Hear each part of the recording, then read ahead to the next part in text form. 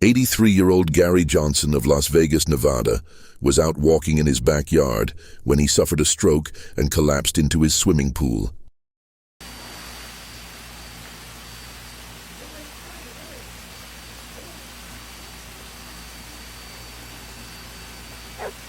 Gary's dog, Wrigley, hears the loud splash and can tell something isn't right. Wrigley barks at Gary but gets no response.